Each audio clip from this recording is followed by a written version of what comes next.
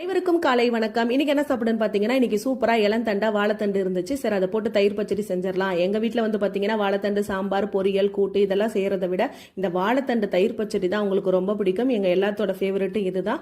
அதனால காலையில என்ன பண்ணிட்டேன்னா வாழைத்தண்டு தயிர் பச்சடி வந்து செஞ்சாச்சு. நல்லா பொடுசா கட் பண்ணி ஒரு 1/2 டம்ளர் தண்ணி ஊற்றி கொஞ்சமா உப்பு போட்டு வேக வச்சுக்கலாம். ஏன்னா வாழைத்தண்டுலேயே தண்ணி அதிகமா வரும். அதனால நம்ம கொஞ்சமா தண்ணி ஊற்றினா போதும், சீக்கிரமா வெந்துடும். அதுல மீதி இது தண்ணி இருந்தா நம்ம அதை கீழே ஊத்திடக்கூடாது. அந்த தண்ணியோடய நம்ம என்ன கொஞ்சமா தயிர் சேர்த்துக்கலாம். எந்த அளவுக்கு தேவையோ அந்த அளவுக்கு தயிர் சேர்த்துட்டு நம்ம தயிர் சாதத்துக்கு தாளிக்கிற மாதிரி கடுகு, உளுத்தம் பருப்பு, காஞ்ச மிளகாய், கருவேப்பிலை, பெருங்காயம் எல்லாம் போட்டு தாளிச்சு ஆளுக்கு ஒரு கிண்ணம் கொடுத்தோம்னா நல்லா வயிறு கம்முன்னு இருக்கும். சூப்பரா பசியே எடுக்காது. காலையில டிஃபன் இதுதான் எங்க வீட்டுல, வாழைத்தண்டு தயிர் பச்சடி. ஆளுக்கு ஒரு கிண்ணம் சாப்பிட்டாச்சு.